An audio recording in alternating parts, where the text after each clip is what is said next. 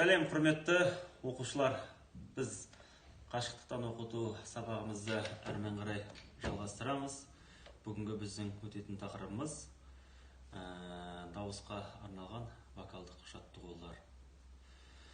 Енді дауысқа арналған вокалдық жаттығуларды осы фортепиано аспабы арқылы жасайтын боламыз.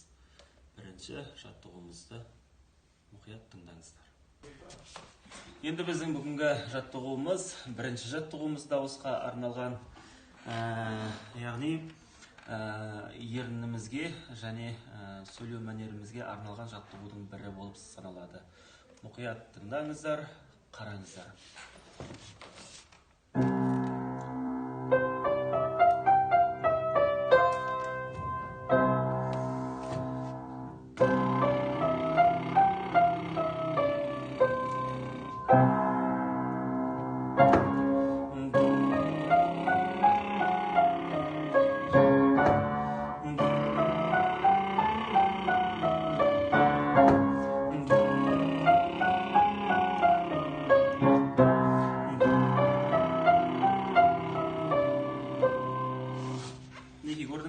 Ол біздің сөйлеу жағынан өткен сабақта дикция сабағын өткен болатынбыз. Сол дикцияға да көбінесе көп пайдалы жаттығулардың бірі болып саналады. Ары қарай енді тыңдаңыздар, енді сіздер қайталайсыздар. Мен ойнаймын, сіздер соны өздеріңіз қайталайсыздар. Мұқият қараңыздар. Ауықтакта бірақ демде айтамыз. Бұл распевканың барлығын. Демді ұмытпаңыздар. Кеттік.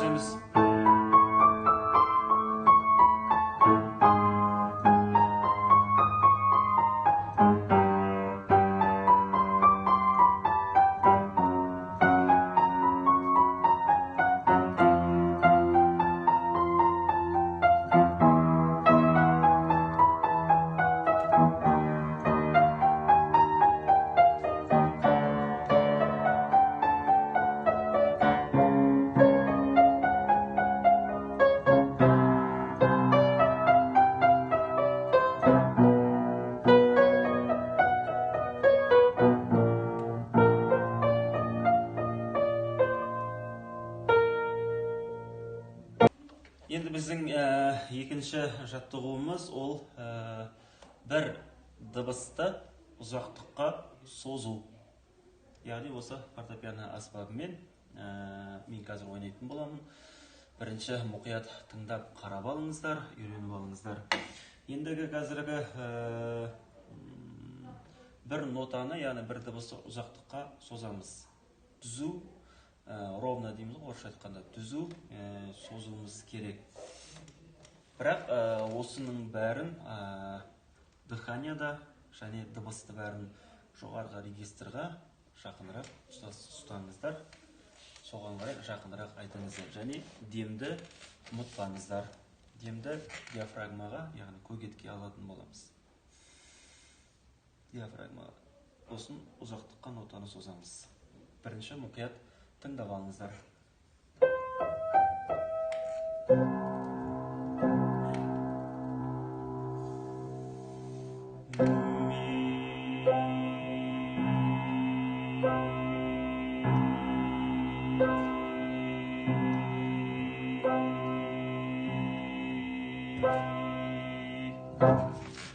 Неге көрдіңіздер ме? Ұзақтыққа созу. Ол өйткені біздің жаңағы ән айтып жатқан кезде әннің ортасында созу жері болады, біркелкі нотаны созу болады, соған бізге өте пайдалы распевканың бірі.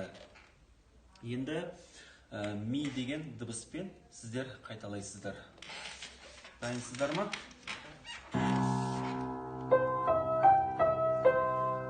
Демді ұмытпаймыз, жоғарғы регистрға жақын қылып айтамыз, және ми деген дыбыспен айтамыз. Ауфтакта демді аламыз.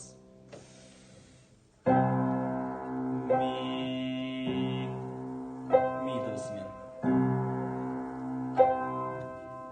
Ұзақтыққа созамыз.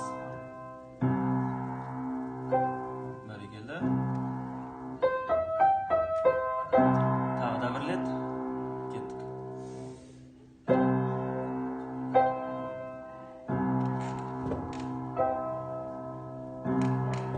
Бәрекелді. Тағы да бір рет созамыз.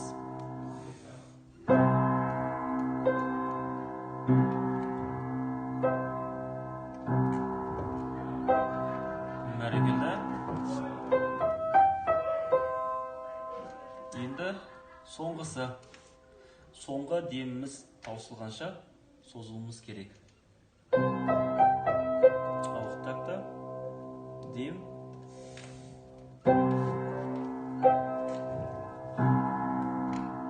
Соңғы деміміз қалғанша созамыз.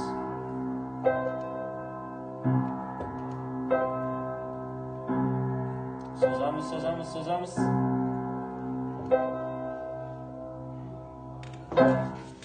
Бәрекелді. Бұл жаңағы дауысқа арналған вокалдық жаттығулардың түрі, оның ішіндегі ұзақтыққа созу жаттығу. Бүгінгі біздің сабағымыздың соңында келіп жетті. Енді сіздерге үйге тапсырма. Осы бүгінгі дауысқа арналған вокалдық жаттығулар және оның ішіндегі